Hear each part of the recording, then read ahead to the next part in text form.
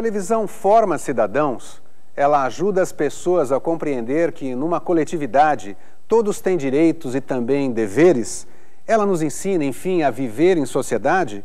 Ou, ao contrário, ela aliena os telespectadores, embota o seu espírito crítico e os torna alvo de todo tipo de manipulação?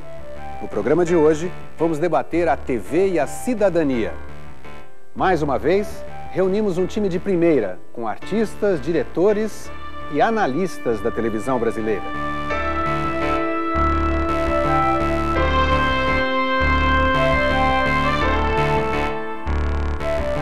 Eu sou um entusiasta do papel civilizador da televisão e da televisão brasileira e o que isso representa em termos de cidadania.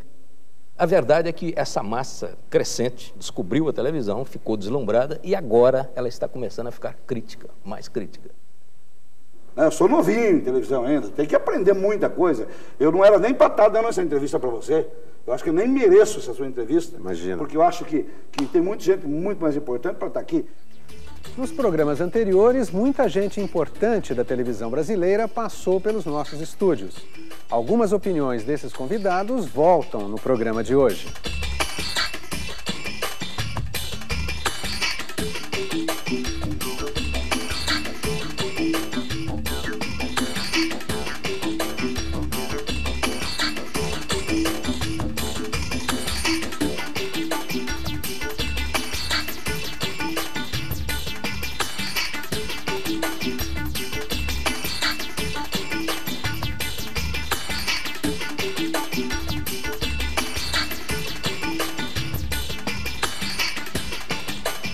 Que a televisão influi nas opiniões das pessoas, não há dúvida alguma.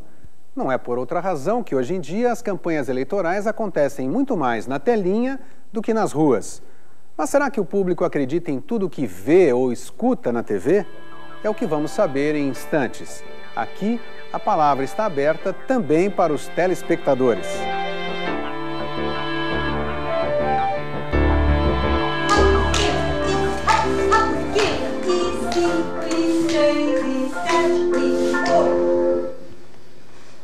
Televisão.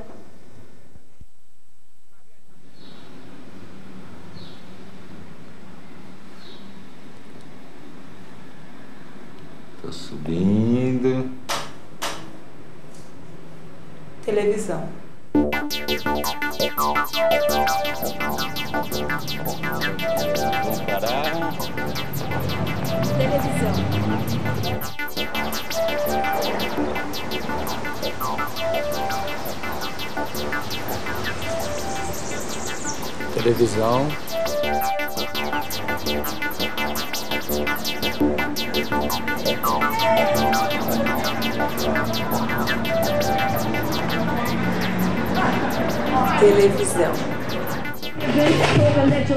Vamos parar. Televisão.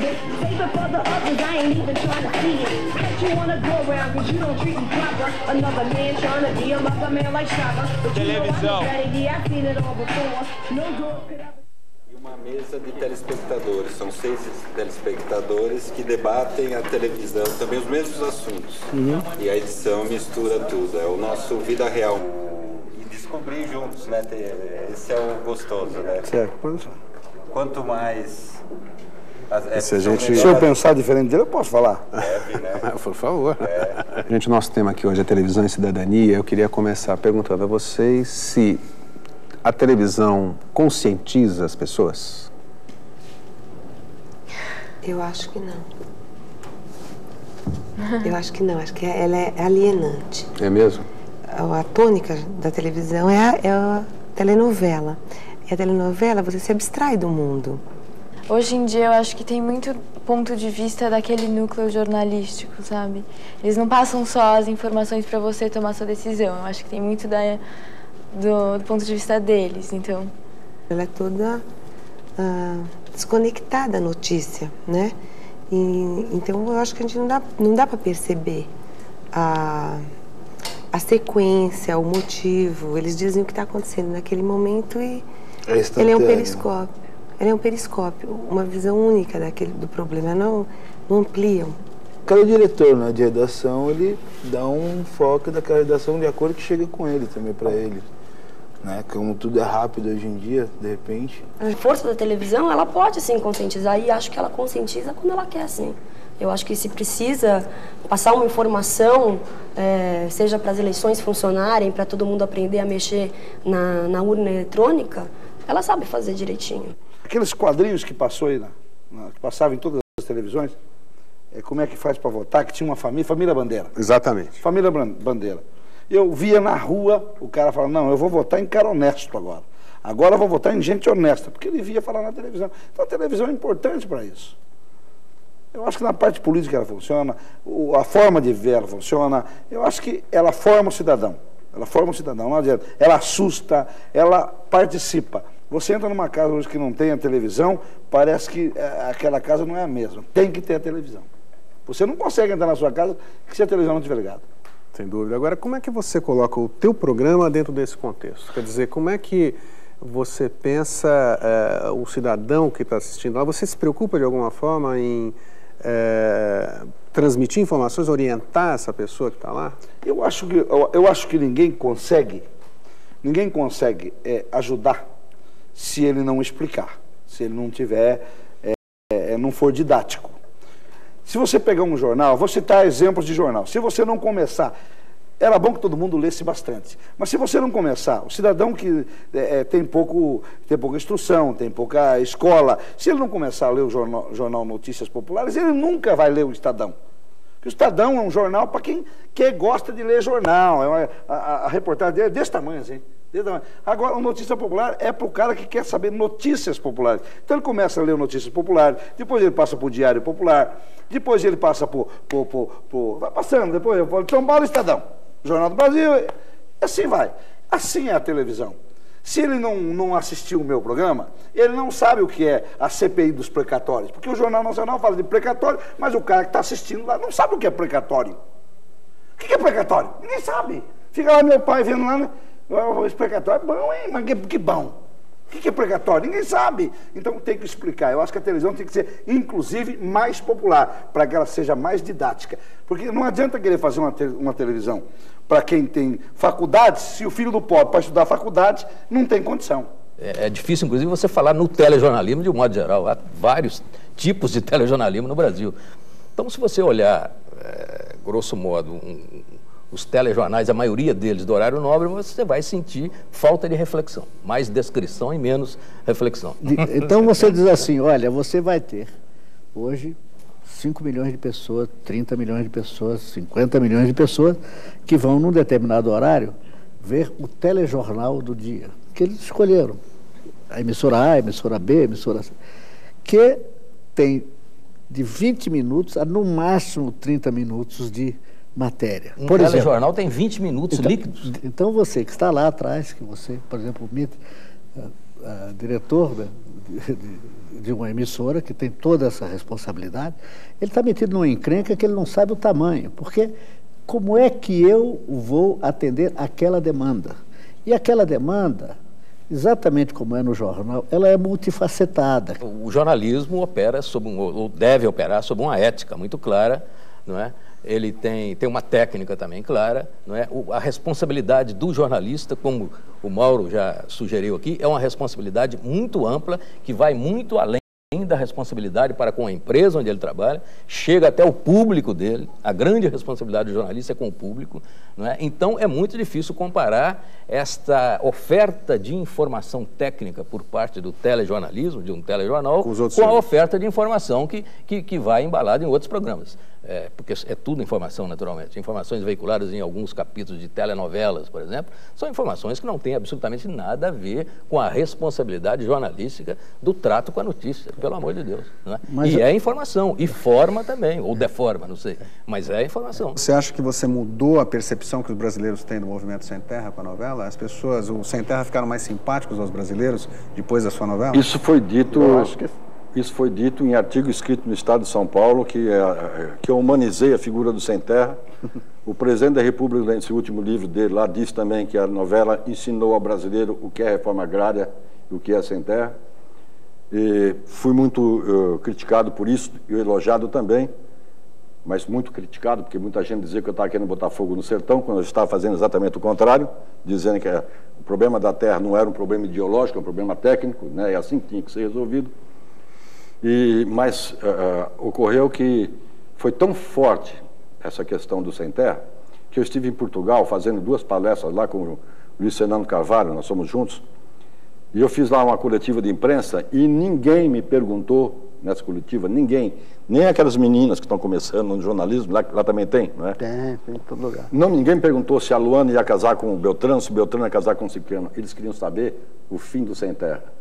Me dizendo assim, nós cá em Portugal, que somos desse tamanho, não temos problema desde a Revolução dos Escravos, como é que o Brasil, que é um continente, tem um problema desse? Como pode ser isso? Eles não entendiam como é que podia haver uma luta pela terra num país tão grande, tão rico, com um clima tão fabuloso. E eu observei, esse papo demorou 2, 3 horas, e de repente eu percebi que nós estávamos discutindo só terra. Acabou a discussão e ninguém falou da novela. A novela é verdade, a teledramaturgia, ela, digamos que colocou muita coisa que não se colocava no telejornalismo. Por exemplo, o Rei do Gado. Ela colocou um enfoque novo num assunto que aparecia só como guerra, batalha, quebra-pau, que era o sem terra. Baderna. Baderna. Então, introduziu o quê? Introduziu que aquilo ali é gente, tem fome, tem desejos, tem sonho, ama, né? Tem uma vida pessoal rica, tem sonhos. Então, aquilo humanizou uma coisa que o telejornal apresenta de uma maneira negativa até, ou de uma maneira só de eventos em que há choques de ideias. Ali, na telenovela, você aprende com emoção. Então, pelo drama, pela emoção, você se politiza, ou pelo menos se conscientiza. Eu não sou contra a novela, até gosto de novela. Cravo e a Rosa, é bonito, eu sei que é novela. Boa pra cacete. Agora eu vou falar com você. Você pega uma novela, Laços de Família. É uma novela, tá um maior sucesso. Aí ela pega, tem lá a mãe que se apaixona, a filha que se apaixona pelo namorado da mãe. Você pega a novela Malhação, e aí cenas de sexo, né? Mas daí ninguém fala nada porque aquela cena de sexo está dentro de um contexto da novela. Então a minha mãe assiste, acha meio, olha meio de rabo de olho, mas assiste. Né? Todo mundo assiste. Mas porque aquela cena está dentro do contexto da novela. Se eu pegar uma cena daquela lá, uma outra cena daquela, parecida com ela, e botar no meu programa, baixaria. Olha lá, baixaria. Você pega a novela Uga Uga, tá passando? Toda hora o cara olha para baixo aqui, mostrando que está excitado. Toda hora, só você pegar uma novela. E todo mundo pelado. E vamos todo mundo pelado. Quer dizer, mas se eu começar todo dia a botar, encher de gente pelada, baixaria. Essa é a diferença. Agora, a televisão, no caso da novela, ela deixa o cara preso. O cara fica... Eu já fui noveleiro, bastante. Então, eu não via a hora de chegar às 8 horas da noite para assistir. Que novela que era naquela época? Os Irmãos Coragem. Eu trabalhava na roça, a gente não tinha televisão. Não eram os Irmãos Coragem. Eram As Pupilas do Senhor Reitor. Eu nem lembro se era Record ou... TV Record. TV Record. Eu trabalhava na roça, trabalhava indo desgraçado até às 5h30 da tarde lá, tomava banho, lavava o pé e a cara, e carregava e vinha para a cidade para assistir Pupilas do Senhor Reitor, que trabalhava o Aguinaldo Raiol, que hoje é meu grande amigo, eu tenho o maior orgulho de ser amigo dele, em função de que é o meu ídolo. Dionísio Azevedo. O Dionísio Azevedo. Tinha a Márcia Maria, que eu nem sei onde é que está mais, a Márcia Maria, tinha uma série de atores que ainda estão por aí, que a gente assistia. Quer dizer, eu perdia todo aquele tempo. Eu dormia tarde, porque no dia eu tenho que trabalhar na roça de novo, que eu andava 7 quilômetros para ir para casa de novo, a pé. Eu, meus primos, todos, para assistir novela. Primeiro você cativa o público pela história, pelo romance que é contado.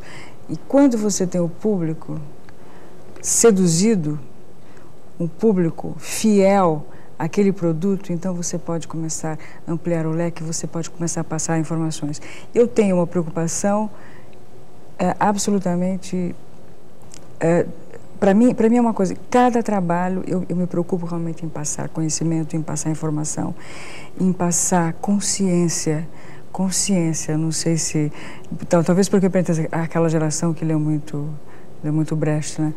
No sentido assim, de procurar situações tão distantes no tempo e ao mesmo tempo tão familiares no tempo presente, onde o público possa se reconhecer e possa refletir a respeito da sua condição presente, né? Talvez a novela, como é o grande foco da televisão, tem que mostrar como que é o dia a dia com o outro, o respeito com o outro. Isso eu acho que tem que ser mostrado. Não o ler, e eu acho que é aí que estão os direitos e os deveres nossos que a gente tem que estar trabalhando em cima.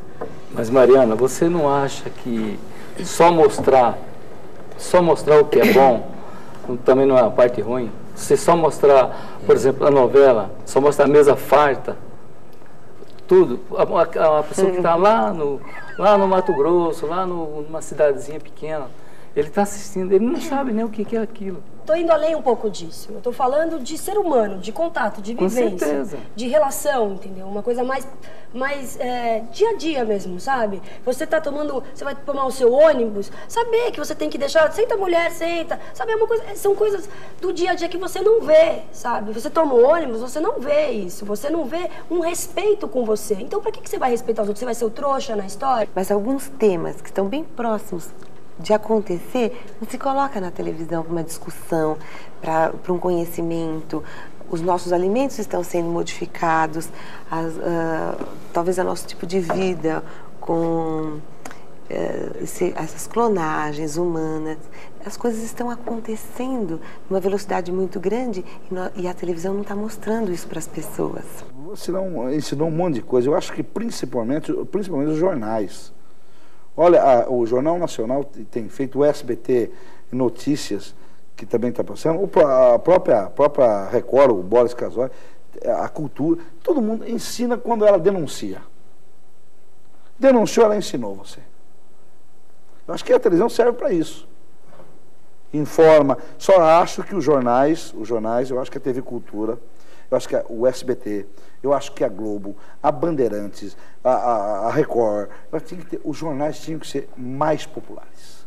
De fato, o telejornal, ele tem que ter também um pouco da natureza do entretenimento. Agora, isso não significa concessões ilimitadas. Lógico. Você tem a responsabilidade de um diretor de telejornal, de um editor-chefe de um telejornal, quando ele prepara o espelho desse programa, é uma responsabilidade enorme, que muitas vezes significa abrir mão de pragmatismos. Ele é um show, ele é um espetáculo, quer dizer, você tem que... é como se fosse alguma coisa que podia ser amarga, mas que você tem que edulcorar, você tem que botar um mel de abelha em redor para tornar aquilo palatável. Então ele tem que ter coisas que parecem banais, ele tem que ter coisas que são meras curiosidades, ele tem coisa que tem que apelar apenas para o lado humano, do sentimento, quer dizer, ou seja, então isto é uma coisa muito difícil de fazer. Se você interpreta jornalismo, liga jornalismo com o sentido de formação de pessoas, formação de cidadania, instrumento auxiliar de uma educação, instrumento de levantamento de interesse, que isso tudo. Então, você vai ver que o jornalismo é uma soma de uma porção de coisas que as pessoas às vezes não lembram o que é jornalismo. Mas ele... Exatamente. Agora, é muito difícil você dar, nesse telejornalismo show, no espetáculo, você dá espaço para a opinião do profissional. Eu vejo uma relação de interação que pode ser muito saudável entre a cidadania e a televisão e também pode ser problemática. Há momentos em que a cidadania está à frente da televisão e há momentos em que a televisão ajuda a formar a cidadania. No Brasil, nós tivemos casos em que os veículos de televisão, ou alguns deles, ficaram à revelia do movimento social. E houve outros momentos em que a televisão puxou de fato o cordão. Eu me sinto responsável por ajudar as pessoas, por fornecer instrumentos. Eu acho que você faz isso também. Sem dúvida. De cidadania. A resposta que as pessoas te dão ao seu trabalho é isso. Então eu vejo que a televisão tem um encontro com uma população no Brasil que eu acho explosiva no bom sentido. Do estudante noturno, da balconista que tenta fazer universidade nas poucas horas que ela tem, na dona de casa que quer se aperfeiçoar, no jovem que sonha com uma profissão, com uma carreira e que quer participação política, uma coisa fantástica, não colocada em termos ideológicos, mas em termos de cidadania, e onde a pessoa sabe que com o saber, ela sabe disso, ela tem consciência disso, que com o saber ela conquista a cidadania, e com cidadania ela conquista bem-estar, ela pode exigir os seus direitos, ela pode avaliar os governantes. Então, eu sinto, nesses 12, 13 anos de televisão que eu tenho feito, uma evolução desse encontro, e eu acho que esse encontro se dá quase que exclusivamente na televisão. A televisão tem que instruir. Eu já vi até gente falando assim, não, a televisão tem que instruir, também acho. E é fácil, é só pegar aquele um que a Rede Globo faz de manhã, como é o nome? Telecurso? Telecurso, e pôr às 8 horas da noite. Aqui é um baita de um programa para pôr às 8 horas da noite. Por que ninguém põe? Porque todo mundo é comercial. Todo mundo está pensando no cascaio. Então, é para instruir? Então dá, é para instruir, vamos fazer o seguinte, televisão, telecurso, 8 horas da noite. Você vai ver como é que ajuda o povo.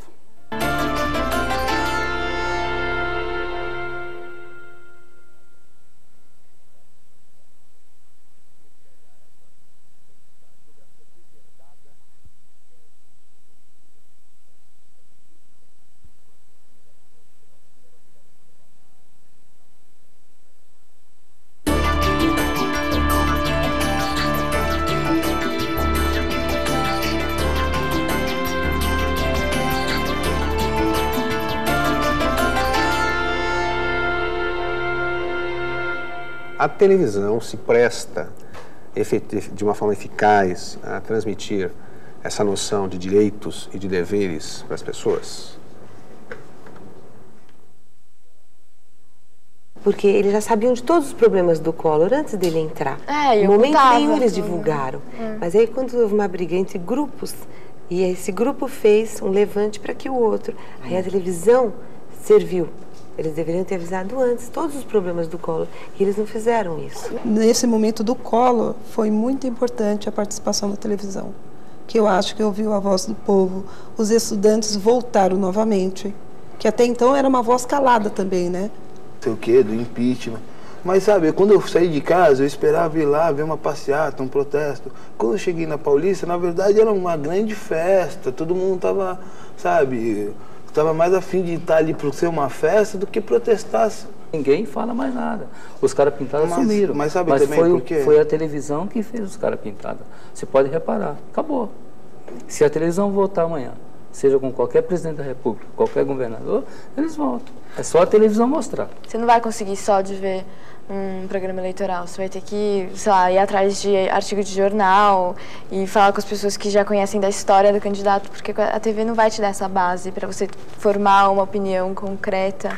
Então a gente dá um enfoque muito grande para a televisão, porque a televisão está em todos os lares. Está no barraco, está na mansão. Pode ser uma, pode ser 5 dentro da casa, mas sempre está. O governante que tiver a televisão sob controle terá o povo nas mãos. É um exagero dizer isso? Pode ser. Mas por que será que no mundo atual as revoluções começam sempre com a conquista das estações de TV? Estamos falando hoje da televisão e a cidadania. Veja neste bloco outros comentários dos nossos convidados.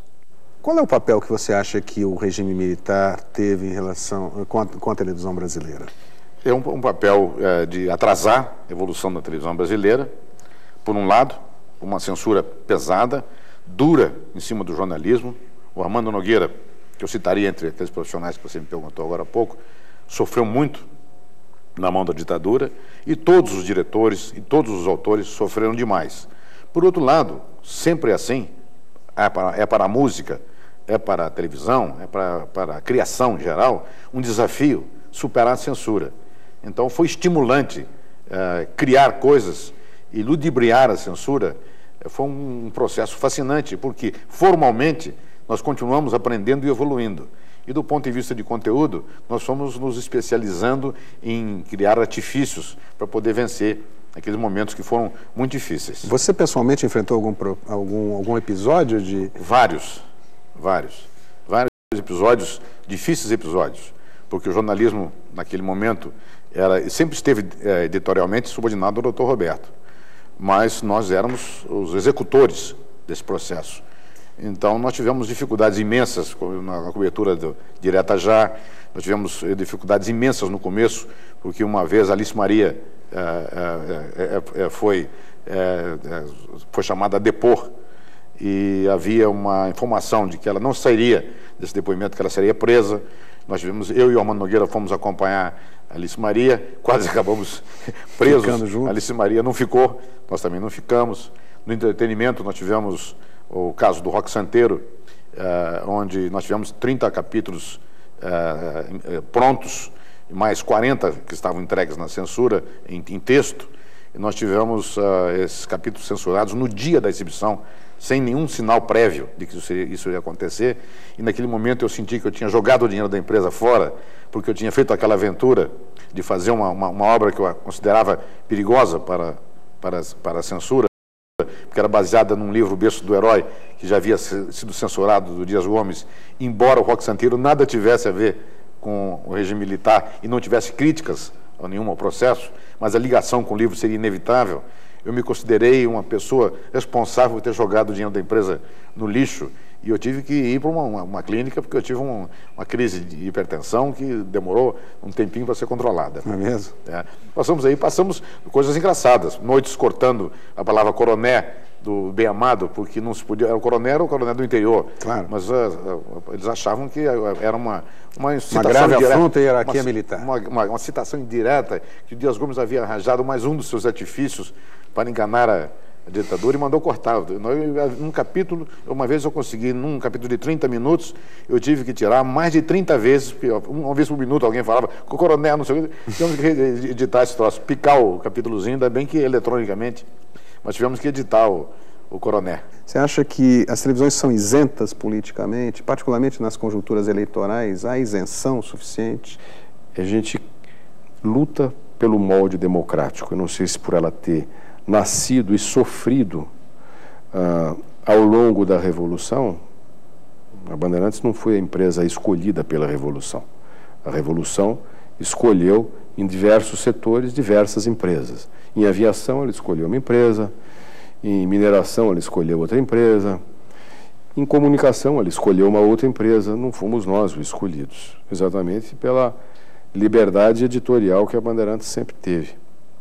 Aliás, o presidente da TV Cultura foi um dos entrevistadores de um dos programas que tinha muita contestação na época, o Dr. Jorge Cunha Lima, na época com cabelos pretos, não com os cabelos brancos que todos começamos a ter. Foi um dos entrevistadores que contestavam, que levavam Dom Helder para o ar, levava gente que não podia falar. Então a gente sempre teve uma linha editorial muito aberta e muito procurando ser o mais isento possível. E quem fala todo dia, quem está no ar toda hora, comete mais erros do que quem escreve um jornal que vai ter uma única edição. Teoricamente deve cometer mais erros, porque está falando o tempo todo. Por isso a gente tem só uma boca e 2 ouvidos. Mas nós temos que falar muito. Ao falarmos muito, obviamente a gente comete erros. Cometendo erro, a gente procura voltar atrás. A construção da autoridade militar no Brasil passa pela televisão. Nesse sentido que, ao avanço tecnológico da televisão, a progressão de lares com TV no Brasil entre 64 e o final da década de 80 é impressionante. Nós vamos de 1.800.000 lares com TV para quase 30 milhões. Essa progressão e esse avanço tecnológico é proporcional ao atraso democrático. A televisão foi a mais afetada das entidades, das estruturas organizadas com o regime militar. Porque com o regime aberto, com o regime democrático, franco, como nós temos hoje, nós temos visto progressos e uma democratização de alternativas muitíssimo rica. Eu diria o seguinte, na raiz aí, ou na história recente, no processo recente, a televisão não produziu diferenças sociais. Eu acho que ela, pelo contrário, estimulou. A televisão não foi um agente econômico capaz de valorizar no país ou deixar no país o triste quadro de distribuição de renda que nós temos. A televisão, pelo contrário, trabalhou muito nisso. Não saberia dizer como seria o país se não tivesse esse agente de transformação permanente. O telejornal era a grande obra de ficção na história da televisão brasileira. O Médici via telejornal e falava, vivo no melhor país do mundo. Aqui não tem terremoto, não tem revolução, não tem guerra, não tem furacão. Tanto que a novela no Brasil sofre muito mais com a censura do que propriamente o jornalismo ou o programa de documentário. Então isso é um saldo positivo. Agora, há saldo negativo da televisão também, e eu estava insistindo na questão da integração do país segundo o modelo autoritário, mas essa servidão da televisão brasileira aos desígnios da ditadura militar no Brasil precisa ser hoje reconhecida e discutida pela própria televisão. Por exemplo, quando a Rede Globo exibiu aquela minissérie muito boa, Os Anos Rebeldes, ela contou uma história da esquerda e da luta armada e da repressão no Brasil, mas não contou que a televisão dava sustentação para aquele regime que torturava e perseguia, etc. Quando a Rede Globo também apresentou uma série jornalística... Isso tem uma acusação grave, Eugênio, você achar que a televisão brasileira, no tempo da ditadura, com uma forte presença da censura no entretenimento, como você acusou, e posso lhe garantir de maneira absolutamente firme, presente, minuto a minuto, no processo de telejornalismo, na informação, é muito grave atribuir à televisão que não me parece, neste caso, autora do processo. É vítima também do processo. Nas diretas já, que não ocorreria de novo no Brasil. Hoje a relação entre público e televisão não permitiria mais aquele fenômeno, mas aquilo foi muito interessante, foi muito rico. Quer dizer, houve uma movimentação, uma mobilização da sociedade brutalmente legítima, não é? E que num dado momento foi ignorada por parte da televisão brasileira. Em seguida, ela teve que ir a reboque da opinião pública. Essa experiência é muito saudável, né? E mostra exatamente esse ponto da relação cidadania e televisão. É um bom exemplo. Este avanço da cidadania, no caso, por exemplo, clássico das diretas já, houve isso de uma forma muito importante. Quer dizer, houve profissionais da Rede Globo que foram para a rua para fazer cobertura e sentiram uma rejeição do espectador ali traduzido em pessoas de rua e voltaram para a redação trazendo uma reportagem nunca exibida, que era a reportagem do relatório que eles faziam aos seus chefes do que estava lá fora, e alguns deles, inclusive, não por pusilanimidade, mas por convicção de cidadãos, se recusaram a fazer trabalho. Isto acordou a emissora toda. E o próprio dono, o Dr. Roberto Marinho, eu sou testemunha disso, eu não estava mais na TV Globo, ele abriu a porta da comunicação sem consultar mais ninguém. E se vocês se lembram que chegou a haver até anedota sobre isso, quando a Rede Globo entrou na cobertura das diretas já, em 3 dias parecia que quem tinha inventado as diretas já era a Rede Globo. Mas as diretas já, não foi um levante que a televisão, a mídia que colocou o povo lá? As diretas já... mas se você pegar... Desculpa, mas assim, eu acho que o exemplo assim, da luta do povo, eu acho que não é nem muito, porque a televisão, acho que a televisão, o princípio dela é vamos faturar e administrar como uma empresa. Eu acho que os movimentos do povo, para eles não interessa como Ibope. Não, mas as diretas já, não foi? Assim, na verdade, assim, desde que eu vejo a história do Brasil, eu acho que em nenhum momento, historicamente, o povo participou integralmente, 100% ali, qualquer instante. Então, não seria para direta já que ia acontecer isso. Tanto que a eleição não foi direta já. A gente só pleiteou-se e eles falaram, não, vocês querem agora, mas a gente só vai dar para vocês na semana que vem, sei lá, assim, na próxima eleição. O teu trabalho contribui para uma participação política maior das pessoas, uma consciência pública, uma atitude política maior? Eu acho que sim. Eu acho que, por exemplo, eu pedi encarecidamente no meu programa para as pessoas votarem. Olha, vá na urna, vá votar, é importante você votar. Escolha, vê se você não vota em ladrão. Falei várias vezes isso. Você não vota em ladrão, o Brasil está cheio de ladrão, não vota em cara corrupto. Você sabe que o teu prefeito é corrupto, por que você vai votar nele? Fala isso várias vezes. É que isso no meu programa passa despercebido. E as coisas que eram para passar despercebidas não passam. Então eu acho que eu falei várias vezes isso no meu programa e eu acho que foi importante, porque faz com que o telespectador, o meu telespectador, que ele preste atenção e realmente faça aquilo. A televisão manipula as pessoas? Manipula. Eu acho que manipula bastante. Porque a televisão, ela manipula, porque ela está dentro da sua casa, você está conversando com a pessoa. Manipula, sim. E eu acho que o meu programa manipula até um pouco mais do que os outros. Porque o meu programa é um programa muito popular e eu falo exatamente aquilo que o cara entende. Acho que o cara entende tudo que eu falo. 100%. Até minhas brincadeiras eu acho que o cara entende. Eu acho que... Então, é por isso que você fala que eu tenho que ter essa responsabilidade. Claro que eu tenho que ter. E eu vou ter. Eu vou ter essa responsabilidade. Eu acho que eu já estou tendo essa responsabilidade. Talvez ela precise ser um pouco melhorada. Mas quando você diz que o teu programa e você particularmente manipula, o que você está querendo dizer com isso? Você manipula de que forma? O que você está... Não manipular vai por esse lado ou vai por esse lado. Eu acho que manipula na questão do esclarecimento. Eu acho que quando eu pego uma notícia, eu esclareço ela. Mas não levar, olha, você tem que fazer isso. Isso não existe. Porque, a não ser que eu tenho certeza que eu não manipulo ninguém, nem o meu programa. Mas se eu começar a falar, ó, tem que ter pena de morte, tem que ter pena de morte, se eu bater nisso todo dia, eu vou mudar a cabeça de muita gente.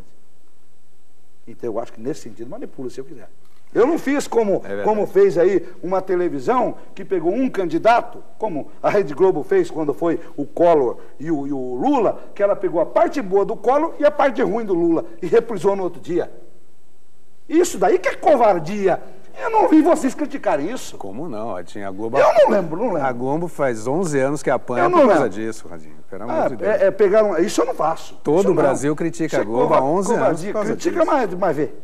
Em que momento da história da televisão você acha que ela efetivamente conscientizou? Na época do Collor. Eu acho que não. Eu acho que nem Collor... sempre. Teve aquele debate lá que a Globo editou de forma a parecer que o Collor tinha ganhado o debate, quando na verdade não tinha sido nada disso. Naquele debate houve o seguinte, na verdade era o segundo turno, Lula e Collor estavam praticamente empatados, né? O primeiro debate foi vencido pelo Lula, esse primeiro debate ocorreu nos estúdios da Manchete, era um pool de emissoras, não é? O segundo debate ocorreu na Bandeirantes. E o Lula perdeu esse segundo debate. Não há nenhuma dúvida disso. Eu mesmo, quando eu saí do meu lugar lá, do meu púlpitozinho, encontrei com o Lula estava nervoso, eu ainda perguntei, falei, Lula, você julgou para o empate? Que está tão diferente o debate de hoje para o debate daquele dia? Ele ainda me respondeu, eu julguei para o empate. Foi uma pergunta idiota e uma resposta idiota, porque como é que um candidato vai julgar para o empate? Então, mas ele perdeu aquele debate. Depois, houve a edição da Globo, não é? Eu diria, se quiser comparar com um jogo de futebol, eu diria que naquele debate o Lula perdeu, se fosse um jogo de futebol, ele teria perdido por 4-2, digamos assim. Na edição da Globo, ele tomou de 10. Ele tomou de 7-2, entende? Então houve de fato uma ênfase excessiva e uma dramatização, que significa dramatizar, significa selecionar e dar ênfase, né? Houve uma dramatização da vitória do Collor. Eu não tenho dúvida nenhuma que o Mitre tem razão, quer dizer, o Lula, nos últimos 10 dias, ele assumiu uma posição de perdedor. Vamos ser absolutamente claros, as razões pelas quais ele assumiu... Ele foi tangido. E o público embarcou na atitude de vencedor que tinha o Collor. Então, houve dois processos de sedução. De um que interrompeu o seu processo de sedução, assumindo, por pequenas coisas, por pequenos gestos. Vocês estão na televisão, tem a coisa mais terrível de que quando a câmera vai no seu rosto, faça o disfarce que você quiser, ela tira de lá a verdade. Confere que você não tem dúvida. E a verdade que o rosto do Lula mostrava naquela, eu não estou analisando mais nada, era uma verdade de quem não tinha mais o sonho para oferecer. Desses dois momentos, tanto nas diretas já como depois no impeachment do Collor, a televisão não teve nenhum papel? Nesse momento do Collor, foi muito importante a participação da televisão, que eu acho que ouviu a voz do povo, os estudantes voltaram novamente, que até então era uma voz calada também, né? Então voltaram, teve uma conscientização nessa época. Mas assim, mas quando, tipo assim, eu fui sabe, no movimento para tirar o Collor, não sei o que, do impeachment. Mas, sabe, quando eu saí de casa, eu esperava ir lá ver uma passeata, um protesto. Quando eu cheguei na Paulista, na verdade, era uma grande festa. Eu conheci muita gente, que já entrevistei várias pessoas que iam porque estava tendo aquela festa lá, sabe? E eu acho que também, se tivesse sido um movimento isolado, eles não iam dar tanta importância quanto deram. Mas como tinha repercussão, a mídia teve que fazer alguma coisa e teve que dar atenção. Eles já sabiam de todos os problemas do Collor antes dele entrar. É, no momento nenhum eles divulgaram. Mas aí quando houve uma briga entre grupos, e esse grupo fez um levante para que o outro. Aí a televisão serviu. Eles deveriam ter avisado antes todos os problemas do Collor. E eles não fizeram isso. Até hoje, quantas coisas acontecem aí? Ninguém fala mais nada, não tem mais os caras pintados. E quantos momentos nós tivemos aqui no Brasil, depois do Collor para cá, que mereceu fazer isso? E ninguém fala mais nada.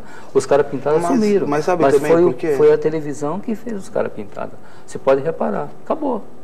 Se a televisão voltar amanhã, seja com qualquer presidente da República, qualquer governador, eles voltam. É só a televisão mostrar. Direta Já e o impeachment do Collor são duas situações que, com ou sem a televisão, não digo o poder de quem está atrás da televisão, monetário ou politicamente falando, de donos de televisão, eu estou falando do meio de informação da televisão.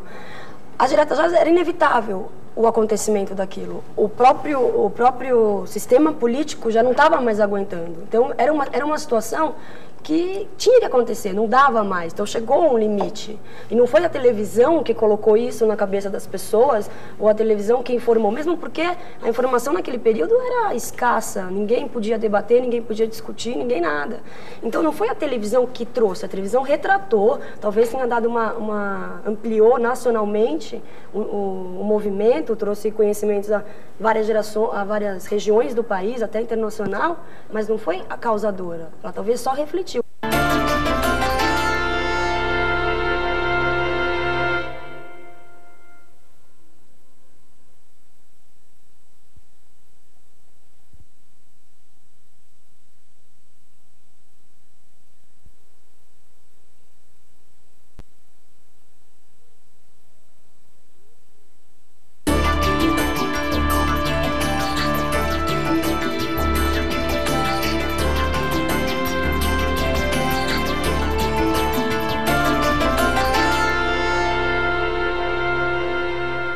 A televisão informa sobre quase tudo o que acontece, mas ela estimula as pessoas a refletir, ela mobiliza os cidadãos, ensina a protestar e a reivindicar.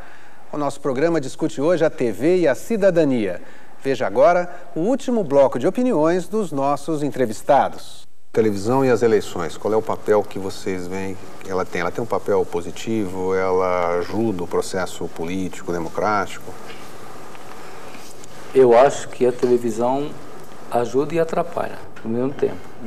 Porque ela ajuda quando ela busca, por exemplo, determinadas emissoras, ela escolhe o candidato. Aí ela cria aquela imagem naquele candidato e faz ele ficar lá em cima. Deixa ele o poderoso. E ali ela cria em cima daquele candidato a imagem. Essa imagem que passa todos os dias, tudo que ele faz, momentos a momentos. Se ele vai ali, a televisão está ali mostrando, ele faz uma coisa, a televisão está mostrando. Todos os lugares que ele vai, a televisão está mostrando. Na verdade, você tem poucos momentos que você pode pegar o político, que ele não esteja de uma forma assim preparada, enlatada, empacotada, pronta para falar, o teleprompter pronto ali, entendeu? Eu acho que isso é o mal que a televisão faz.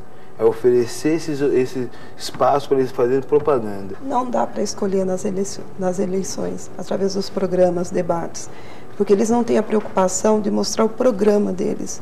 O que a gente vê nesse programa político? Só briga, escândalo disso, que esse teve uma filha não sei com quem, que aquela é incompetente, que não sei quem roubou não sei de quem. Então, quer dizer, não dá para conscientizar. porque é só escândalo. Então pega dos dois lados, do terceiro lado, só tem escândalo. Então é difícil você saber. Aí você fala, eu vou votar nesse porque, sei lá, a televisão não mostra. É só briga, só escândalo, é só sujeira. Eu não vi ninguém que apresentou um programa político de verdade. Horário eleitoral, até eu acho que exatamente, troca o horário eleitoral, as propagandas que têm inseridas durante a programação, exatamente por debate, somente, porque eu acho que é o único jeito de você ver realmente como é a pessoa. Você não vai conseguir só de ver um programa eleitoral, você vai ter que, sei lá, ir atrás de artigo de jornal e falar com as pessoas que já conhecem da história do candidato, porque a TV não vai te dar essa base para você formar uma opinião concreta. Se tivesse um só canal, você não tem opção. Aliás, é uma das minhas fortes queixas ao horário eleitoral gratuito, é isso. Todos estão no mesmo horário em todos os canais. Você não tem nenhuma opção, não lhe é dado nenhuma opção. Se você só tiver aquele horário para assistir, você está condenado a assistir o horário eleitoral. E se cada canal pudesse pôr numa faixa horária, você teria opções em canais diferentes. A gente ainda vê esse horário eleitoral gratuito invasivo e a gente se lembra da Lei Falcão, aqueles retratinhos, quadradinhos. A quantidade de comerciais, porque além daquele horário que já é uma invasão, a quantidade de comercial é absolutamente fora de propósito para qualquer técnico de televisão do mundo. Quer dizer, você poder, por exemplo, no segundo turno, ter 15 minutos, aqui, por exemplo, na cidade de São Paulo, 15 minutos de comerciais por dia em todas as emissoras, para cada candidato, quer dizer, ou seja, se eram comerciais de 30 segundos, você tinha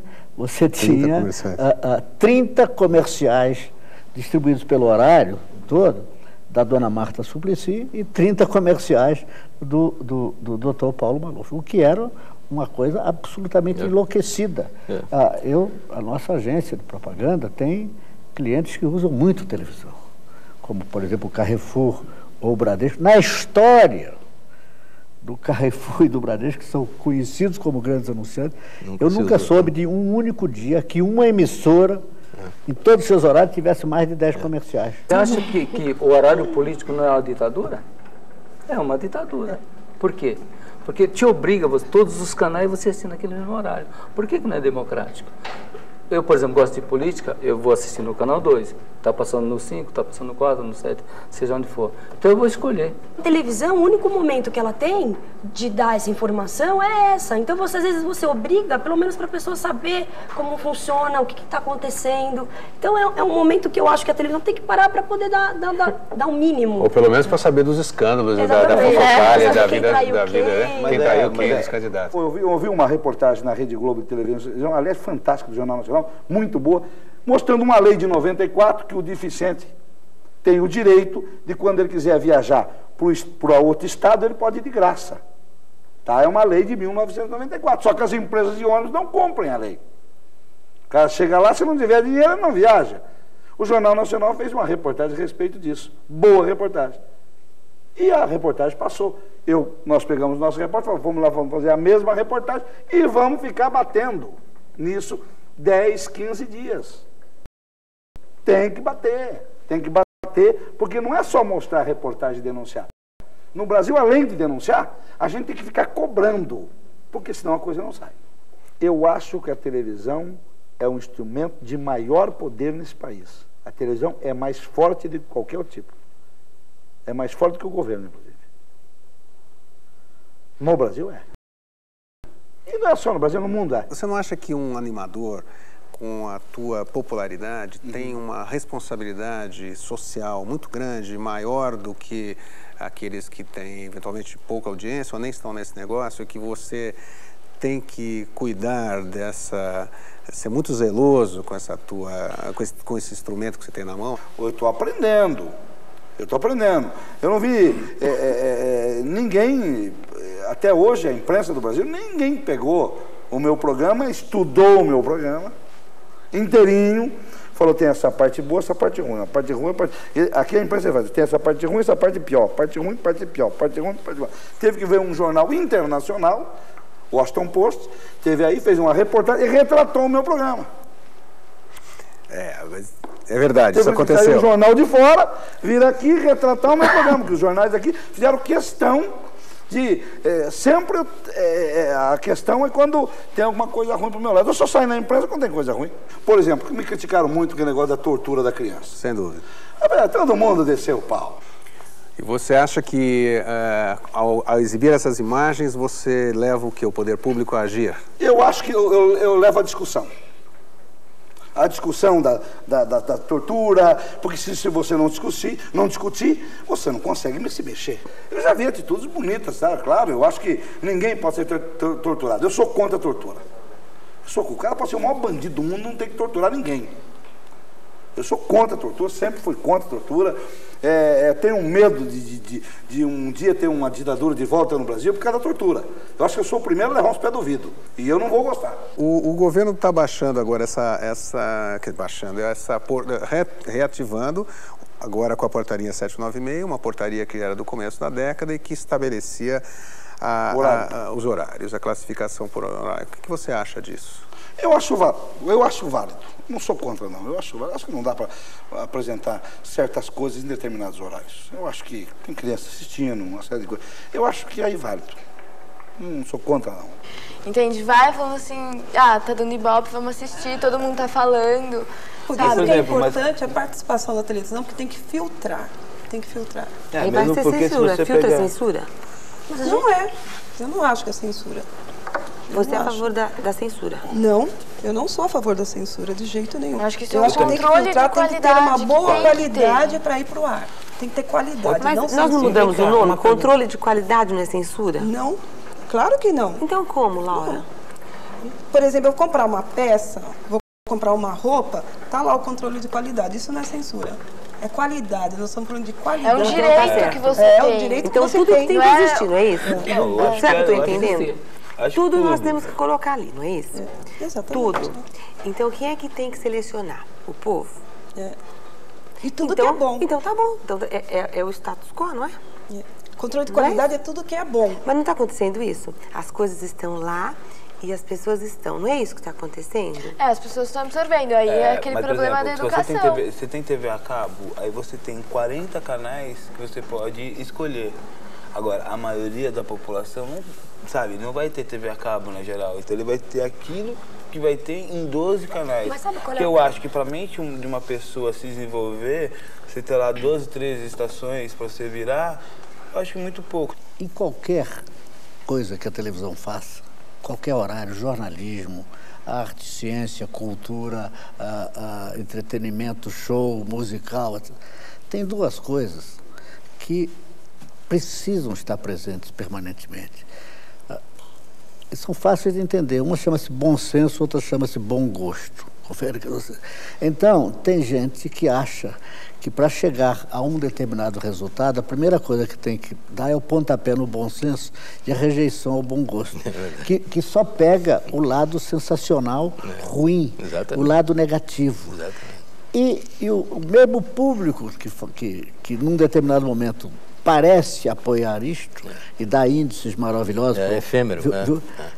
Ele vem com uma rejeição muito grande, que a gente pensa que não existe, ela existe, ela aparece, ela é forte. Aliás, é isso que explica alguns programas ultra sensacionalistas que andam por aí, que não tem nada a ver com jornalismo sério. Embora se apresentem como jornalistas. Até se apresenta como jornalismo. Mas aí nós estamos caindo naquilo que eu chamo de uma questão de linguagem, que é o sensacionalismo nas suas várias faces, não é mesmo? Eu só queria deixar isto claro para mostrar como se tortura e como se deve torturar e precisa se torturar um diretor de jornalismo responsável. Os telespectadores que acompanham a tua carreira, que são seus fãs, são o seu público, enfim, que te acompanha nesses anos, você acha que esse público é mais consciente hoje do que era há 3 anos? Nós temos uma pesquisa lá que diz o seguinte: eu tenho uma audiência boa na classe A. Sem dúvida, é verdade. Tenho uma audiência mais ou menos na classe B e uma audiência ótima na classe C, né? Na classe D, a classe D vê mais novela. Pelo menos é o que a gente tem lá. Vê mais novela do que o meu programa. Porque eu acho que o meu programa, Gabriel, ele acabou ficando engraçado. Não, ele é muito engraçado. Ele saiu daquele negócio de mostrar muito drama, e ele passou a ser mais engraçado. Então, eu acho que uma veia humorística que eu deva ter, ela foi crescendo. E eu acho que esse crescimento é importante. sabe? Eu acho que esse crescimento ele vai evoluir, ele vai crescer. E quando ele estiver no pico, quando eu conseguir alcançar a plenitude disso, eu acho que o meu programa vai ser satisfatório para todo mundo. Mas não vai deixar de cobrar. E como eu acho que o meu programa evoluiu, e tem que evoluir muito, eu acho que nós estamos, de 1 a 10, nós estamos na estaca 3 ainda, precisamos ganhar 7 pontos, Gabriel. 7 pontos, eu acho que eu vou ganhar 7 pontos. Acho que é o tempo que pode me dar isso. Olha, então, todos os apresentadores que estão aí, o Faustão tem 20 anos de televisão, o Gugu é mais ou menos, porque o Gugu tem aquela carinha de mocinho, mas ele está bem velhinho também. Tem 20 anos de televisão, não é assim. E eu estou começando, eu tenho que aprender, eu sou aluno. Não sei nada de televisão, não sei nada ainda. O que eu faço na televisão é o que eu já fazia na feira. E estou melhorando. Se eu estivesse vendendo alface, eu estava vendendo muito mais do que eu vendia na época. É um veículo forte. Então nós temos que discutir a televisão sim e temos que melhorar a televisão. Concordo, sim. Mas não dá pra gente exigir dela um papel que a sociedade não está fazendo, dá o pra Estado exigir. não tá.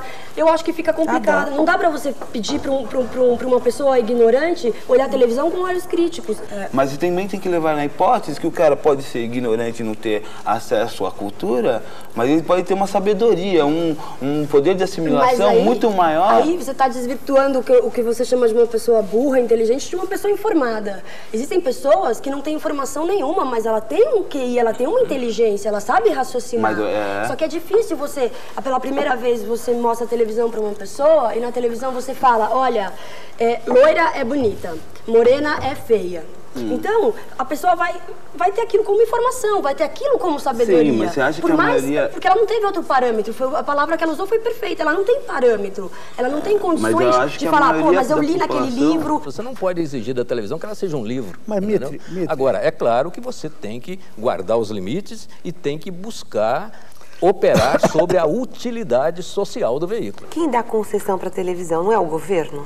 Não é o governo que está se colocando. Então ele está ali distante, vendo o que está acontecendo, né? Como é que as coisas estão se processando. Porque se ele quiser, ele chama, vem cá, moçada. Não foi dado concessão para vocês agirem dessa forma. Não é mesmo? Com tudo. Aí vira ditadura. Por isso que é bom o povo. Isso aqui que nós estamos fazendo é muito saudável. Mas ele pode falar, olha, vamos deslocar o horário, vamos coordenar essa discussão, não precisa... Mas é como a Mariana falou, não é rentável economicamente. E sei lá, e a televisão, eu acho que ela é puramente isso. Ela vê tudo de forma econômica. Não, ela eles não estão vê, jogando o anzol. entendeu? Não, é que assim, a educação, por princípio, é dos pais, entendeu? Então a TV, ela não se vê nessa obrigação. Saca? Ela se vê na obrigação de entreter, de passar informação, de passar. Não é nem um caso de informar, ela só passa informação. Faz 50 anos da televisão, né, Gabriel?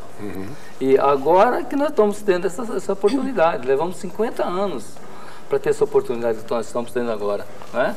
Mas é que acho que agora você vê que evoluiu bastante. Estamos evoluindo. Gente, muito obrigado pela participação de vocês. Estou vendo que se a gente continuar aqui, daqui a pouco não precisa de apresentador, né?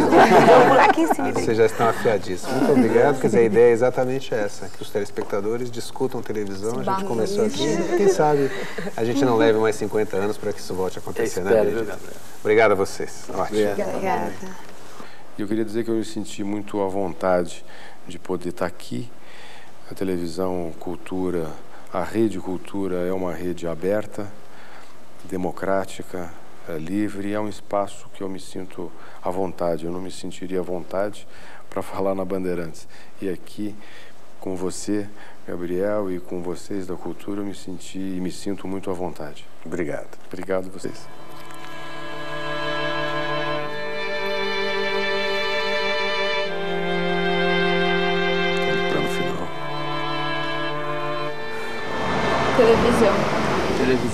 Televisão. Você vai cortando, vai picotando? Vai. Aí é o seguinte, nós vamos fazer as outras gravações. Põe o tema, e aí picota a resposta de vários. Aí você vai ver trechos do que a gente falou, vai nesse programa imediato, a maior parte e outras partes. Televisão. 29 polegadas.